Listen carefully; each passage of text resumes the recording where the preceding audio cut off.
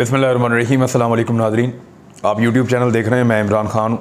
इससे पहले कि सारा वीलॉग आपके सामने रखूँ, लेकिन इसराइल वाले मामले पे 2 मिनट सिर्फ मुझे बात करनी है दोबारा। साबिक़ वज़ीर-ए-आज़म इमरान खान साहब ने इसी खदशे का इजहार किया है और उन्होंने ये दावा किया है कि ये हुकूमत इसराइल को तस्लीम करने जा रही है। उनकी पार्टी भी बार बार ये बात कर रही है। इसराइल के लिए गुंजाइश पैदा करने के लिए अमेरिकी दबाव था, IMF का भी दबाव था। उस्मान डार ने एक ट्वीट करते हुए कहा कि इमरान खान साहब के ऊपर IMF की जानिब से और आलमी इदारों की जानिब से बहुत दबाव था कि वो इसराइल को तस्लीम करें, इसके बदले में उनको फ़ायदे दिए जा सकते थे। लेकिन इमरान खान साहब ने इनकार कर दिया था और वो डटे रहे अपने मौक़िफ़ के ऊपर। उनका मौक़िफ़ सोशल मीडिया पे बहुत वायरल हो रहा है 2 चीज़ों के बारे में। एक, उन्होंने कहा कि इस वक्त अगर हमने भारत के साथ अपने ताल्लुकात आगे बढ़ाने शुरू किए और उनके साथ नॉर्मल ताल्लुकात रखे तो इसका मतलब कश्मीरियों के साथ गद्दारी करना है, और जो कश्मीरियों का इस वक्त खून बह रहा है उसके साथ जो है वो धोखा करना है। तो मैं कश्मीरियों के साथ खड़ा रहूँगा और जब तक भारत 5 अगस्त 2019 के इक़दाम वापस नहीं लेता तब तक भारत के साथ हम आगे नहीं बढ़ेंगे। और फ़लस्तीन के मामले में उनका ये कहना था कि जब तक इसराइल जो है वो फ़लस्तीन को एक आज़ाद और ख़ुद मुख्तार रियासत नहीं देता, जिसमें मुसलमानों का ये मौक़िफ़ भी है कि यरूशलेम उसका दारुल हुकूमत होगा, तो तब तक इसराइल के साथ कोई बातचीत नहीं की जा सकती। और अगर इससे पहले किया गया तो मैं अपने अल्लाह को क्या जवाब दूंगा, क्योंकि इसराइल को पाकिस्तान किसी सूरत तस्लीम नहीं कर सकता जब तक कि फ़लस्तीनियों को उनका प्रॉपर हक और उनकी रियासत वापस नहीं मिल जाती। यही अरबों का मौक़िफ़ था, लेकिन उन्होंने अपना मौक़िफ़ बदल लिया। पाकिस्तान ने अपना मौक़िफ़ वही रखा है।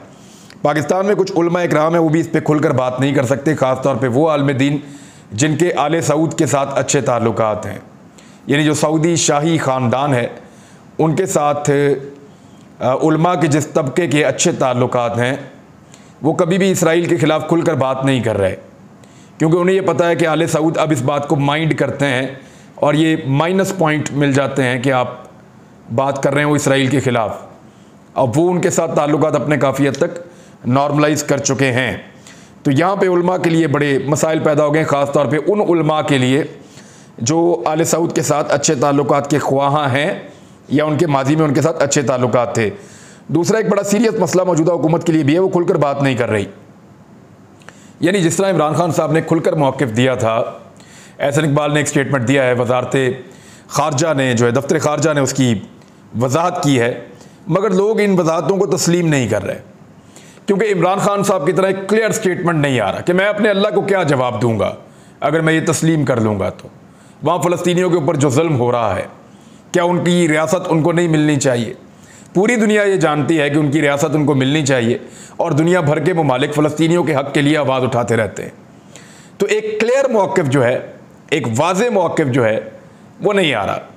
यानी वो ये तो कह देते हैं पाकिस्तान की पॉलिसी है और पाकिस्तान अभी तक इसराइल को तस्लीम नहीं करता या पाकिस्तान इसराइल को तस्लीम करने नहीं जा रहा, ये तो कह देते हैं, लेकिन उसके अंदर क्लैरिटी नहीं लेकर आते कि वो खुद इसके बारे में क्या सोचते हैं, उनका अपना दिमाग क्या कहता है, उनका अपना मौक़िफ़ इसके बारे में क्या है और वो ख़ुद अपने अक़ीदे के मुताबिक क्या समझते हैं कि क्या होना चाहिए।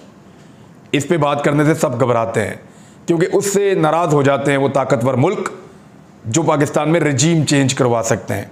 बहरहाल ये मामला मैंने आपके सामने रखा है। इसमें जमात इस्लामी के सेनेटर मुश्ताक साहब ने भी वजाहत तलब कर ली है हुकूमत से, और मौलाना ताहिर अशरफी साहब ने यह कहा कि इसके ऊपर दफ्तर ख़ारजा से हम तफसीलात पूछेंगे कि अहमद कुरैशी कैसे गया। मेरे ख्याल में ये नहीं पूछना चाहिए कि पाकिस्तानी पासपोर्ट पे गया या नहीं गया, पूछना ये चाहिए कि PTV का एंकर किससे पूछ कर गया या किसने उसको मोटिवेट किया कि आप चले जाएँ इसराइल और जाके वहाँ पे आप ये मामला करें। बहरहाल एक और ख़बर है मेरे पास बिलावल भुट्टो जरदारी साहब के लिए। मुबैना तौर पर जो सोर्सेज खबर दे रहे हैं वो ये है कि कोशिश की गई है कि पाकिस्तानी कम्युनिटी से वो वहाँ ख़िताब कर सकें बैरून मुल्क।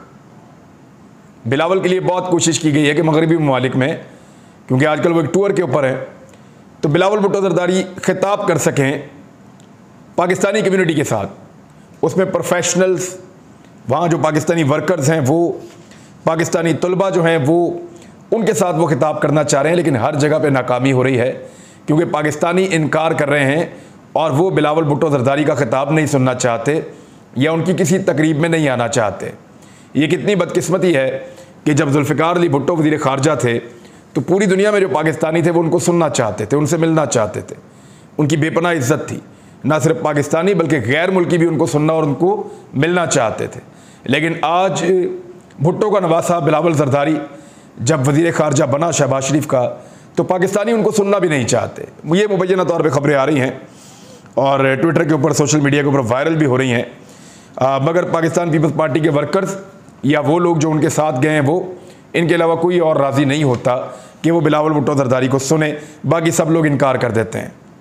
एक और ख़बर है, वो भी आपको देता हूँ, फिर आपको बताता हूँ कि AC वाला जलसा बमुकाबला 4 सद्दा जलसा। ये खबर मैं आपको देता हूँ, लेकिन पहले आप ये देखें कि शीरी मज़ारी की बेटी है ईमान मज़ारी, इसके ऊपर एक FIR दर्ज हुई है क्योंकि इसने फ़ौजी क़यादत को, जनरल बाजवा को बहुत गलत लफ्ज़ों से बुलाया है। गलत है। उस वक्त बेशक वो जितनी मर्जी परेशानी भी थी, उनकी वालदा को गायब कर दिया गया था, उठाकर ले गए थे, ज़बरदस्ती की गई थी, बताया भी नहीं जा रहा था कि कहाँ है, और खींच कर लेकर जा रहे थे बगैर किसी नोटिस के। गैर कानूनी गिरफ्तारी थी, अदालत में तो ऐसे ही साबित हुआ। तो वो ईमान ज़ैनब मज़ारी चाहे कितनी भी उस वक्त डिप्रेशन में थी, लेकिन फ़ौजी क़यादत को गालियाँ देना या उनको बुरा भला कहना, ये उनको ज़ेब नहीं देता। उसके बाद उन्होंने इस्लामाबाद हाई कोर्ट से ज़मानत करवा ली, लेकिन इसके बावजूद उन्होंने एक ट्वीट किया है और ट्वीट में उन्होंने एक तस्वीर भी शेयर की है। गालिबन ये तस्वीर CCTV फुटेज से निकली है। उसमें उन्होंने ट्वीट करते हुए कहा कि पुलिस ऑफिशियल्स हमारे घर के बाहर आ गए हैं और हमारे स्टाफ को या हमारे मुलाजमीन को हरासा कर रहे हैं। इनके पास ज़मानत है, तो मेरा नहीं ख्याल कि इनको हरासा किया जाना चाहिए। अब तो अदालत के अंदर मुकदमा है, तो वहाँ पे जो है वो जो मुद्दई हैं मुकदमा के, वो भी जा सकते हैं और ये भी जा सकती हैं, और उम्मीद है कि अदालत इंसाफ करेगी। लेकिन यहाँ पे सोशल मीडिया पे एक बहुत बड़ा सवाल उठाया जा रहा है। इस ट्वीट के बाद सवाल ये उठाया जा रहा है कि क्या फजलुर रहमान साहब के घर के बाहर कभी पुलिस गई इस तरह, जब उन्होंने पाक फ़ौज को ये कहा कि हम आपका वही हशर करेंगे जो अफ़गानिस्तान में अमरीकी फ़ौज का हुआ है। क्या कभी मोहसिन दावड़ के घर ऐसे पुलिस गई इस तरह जैसे ये हो रहा है?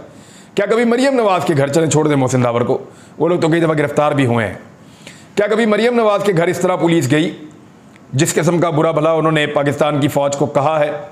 क्या कभी परवेज़ रशीद के साथ हाल ही में इन लोगों ने जो कुछ किया पाक फ़ौज के साथ, क्या कभी नवाज़ शरीफ के पीछे पुलिस इस तरह गई? या कभी मरीम नवाज़ के दरवाजे पे जाकर खड़ी हो गई हो और हिरासा किया हो उनके मुलाजमीन को कि निकालो मरीम नवाज़ को बाहर? उनको तो ज़मानत भी नहीं करनी पड़ी मरीम नवाज़ को, उनके ऊपर तो मुकदमा भी नहीं हुआ, किसी ने दरख्वास्त तक नहीं दी FIR के लिए मरीम नवाज़ का जब मामला था। तो वो बेनज़ीर भुट्टो साहिबा ठीक कहती थी। वो कहती थी इस ख़ानदान के लिए पाकिस्तान में कानून कुछ और है और हम बाकी लोगों के लिए इस मुल्क में कानून कुछ और है। बहरहाल ये सवाल अब सोशल मीडिया पे बहुत उठ रहा है, इसका जवाब अगर किसी के पास हो तो ज़रूर देना चाहिए। नैब में जो तरामीम हुई हैं उसके ऊपर तफसीली काम हमने कर लिया है, वो आपको अगले एक वीलॉग में हम बताएंगे कि नैब में किस किस्म की नकबजनी की गई है और किस किस्म की भोंडी तरामीम की गई हैं, और उससे पाकिस्तान में एहतसाब का निज़ाम कितने हद तक डैमेज हो जाएगा। ये एक और वीलॉग मैं करूँगा, उसमें आपको बताऊँगा।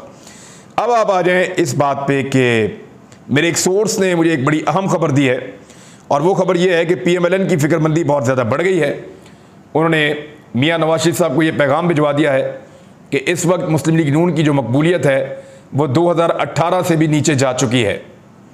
अगर इदारे हमारा साथ भी दें और हम धांधली भी करें, पूरा का पूरा वसाइल को इस्तेमाल करें, तमाम हथकंडे अपना भी लें, तब भी हमारी मकबूलियत बहुत कम है। 2018 के इंतखाबात में भी हमारी मकबूलियत इतनी बुरी तरह इफ़ेक्ट नहीं हुई थी जितनी बुरी इस वक्त इफ़ेक्ट हुई है। अगर अभी इलेक्शन हो जाता है तो तमाम हथकंडों के बावजूद जीतना मुमकिन नहीं है, और सादा अक्सरियत तो बिल्कुल ही मुमकिन नहीं है। लिहाजा अगर जीत भी गए तो इसी तरह की एक कोलिशन गवर्नमेंट बनानी पड़ेगी, और वो भी बाकी पार्टियों के साथ मिलकर करना पड़ेगा, वरना इमरान खान की पोजीशन बहुत मजबूत है। ये पैगाम मियाँ नवाज शरीफ साहब को दे दिया गया है और आने वाले दिनों में इसके ऊपर हिकमत अमली तय की जाएगी। PMLN जो कल तक इलेक्शन में जाना चाहती थी, इस वक्त जो उन्होंने ताज़ा सर्वे करवाए हैं और पाकिस्तान के जो आदाद शुमार उन्होंने देखे हैं, क्योंकि हालत बहुत पतली है। भावलपुर का जलसा, तमाम सरकारी वसाइल, जनूबी पंजाब पूरा इकट्ठा किया गया, तमाम सरकारी मुलाजमीन को वहाँ बुलाया गया, हर किस्म का अमला वहाँ पहुँचाया गया, इसके बावजूद बुरी तरह फ्लॉप हुआ। और इसी तरह आज का जो जलसा था मानसेरा का, वज़ीर आज़म शहबाज शरीफ हैं, उन्होंने पूरी ताकत का इस्तेमाल किया, कैप्टन सफदर वहीं के रहने वाले हैं और जहां हमेशा PMLN का गढ़ होता था उन्होंने भी पूरी ताकत का इस्तेमाल किया, लेकिन इसके बावजूद बुरी तरह शिकस्त खा गया उनका ये जलसा भी। अब जलसे के हवाले से कुछ चीज़ें मैं आपके साथ शेयर कर देता हूं, ज़रा इनको आप देख लें। ये तस्वीर अगर आप गौर से देखें तो इसमें आपको इंपोर्टेड वज़ीर आज़म नज़र आ रहे हैं। ये पीछे से उनका आपको सर वाला हिस्सा नज़र आ रहा है, ये इंपोर्टेड वज़ीर आज़म का सर है और ये वो कपड़े हैं जो उन्होंने बेचने हैं, जो पहने हुए उन्होंने। आज फिर उन्होंने दावा किया कि मैं ये कपड़े बेच दूंगा, अपने कपड़े बेच दूंगा, लेकिन कोई अच्छा गाहक नहीं मिल रहा जो इनके कपड़े खरीदे और ख़रीदने के बाद आटा लेकर दे। बहरहाल ये कपड़े बेचने का तो कह रहे हैं, लेकिन ये फ़ोटो गलत एंगल से ले ली। इसी फ़ोटो में अगर इसका एक दूसरा वर्जन आप देखें तो मरियम नवाज़ भी साथ खड़ी है और ये फ़ोटो को पोस्ट किया गया है बाकायदा, ये जाते हुए जलसागाह की तरफ। लेकिन अब यहाँ पे आप ये मंजर देखें कि सामने दो आपको मोटे मोटे पाइप नज़र आ रहे हैं। इन पाइप्स के बारे में ये क्लेम है और ये सबको पता है कि ये क्या है। ये चिलर्स लगे हुए हैं जी, बहुत बड़ा चिलर लगा हुआ है। यानी मरियम नवाज़ और शहबाज शरीफ का जो जलसा है मानसेरा वाला, वहाँ पे ताकि गर्मी ना लगे, मेकअप ख़राब ना हो जाए, तो उसके लिए इन्होंने चिलर लगाए हैं जलसागाह में। सामने लोग गर्मी में बैठे हैं, पसीनों पसीन हो रहे हैं, सामने जो लोग बैठे हैं उनके लिए कोई फिक्र नहीं, कोई बंदोबस्त नहीं।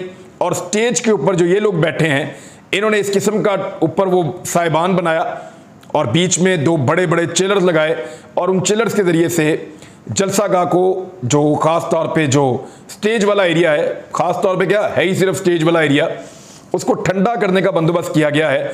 तो चिलर वाला जलसा है, AC वाला जलसा है मरियम नवाज़ साहिबा का। ये एक नई चीज़ इन्होंने मुतारफ़ की है जलसे के अंदर। दूसरा, वैसे इससे और पार्टियां भी सीख सकती हैं। अगर गर्मियों में जलसे करने हो तो इससे सीखा जा सकता है कि लगातार ठंडी हवा का बंदोबस्त चिलर के ज़रिए हो सकता है। बार इमरान खान साहब ने अभी तक इसको अडॉप्ट नहीं किया और किसी ने भी इसको अडॉप्ट नहीं किया। अब मरियम नवाज़ साहिबा ने इस जलसे में इमरान खान साहब को 2 नंबर आदमी करार दे दिया। मरियम नवाज़ ने कहा कि इमरान खान 2 नंबर आदमी है। अब ज़रा एक लम्हे में आप ये सोचें कि मरियम नवाज़ जब कह रही है एक आदमी को कि वो 2 नंबर आदमी है, अगर आगे से वो आदमी कह दे कि वो 2 नंबर औरत हैं तो क्या होगा? पूरा पाकिस्तान रोला डाल देगा। फिर घुंघरू तोड़ देने नाच नाच के पाकिस्तान की मीडिया ने। यानी आदमी की इज्जत नहीं होती, औरत जो मर्जी मुंह में आए वो बोल दे, और जब आदमी उसको जवाब दे और उसी जबान के अंदर दे, बल्कि वही लफ्ज़ इस्तेमाल करे, तो आप नाच नाच के घुंघरू तोड़ देंगे। आप इतनी इतनी ऊंची छलांगे मारेंगे कि बंदरों को खतरा पड़ जाएगा कि ये हमारी जगह ही ना ले लें। तो इस किस्म की जो है वो ज़बान इस्तेमाल की जाती है जलसों में जब लोग नहीं आते, क्योंकि जलसागाह तो खाली होता है, आगे थोड़े से लोग बैठे होते हैं, पीछे सारा खाली होता है। तो खाली जलसागाह के अंदर लोगों को जो गुस्सा है वो उतार दिया जाता है अपने सियासी मुखालिफिन के ऊपर।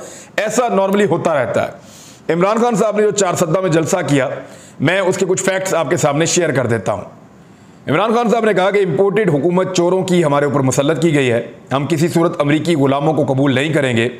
हम किसी सूरत चोरों के खिलाफ हकीकी आज़ादी की जंग लड़ने के लिए बाहर निकले हुए हैं, इसको रुकने नहीं देंगे।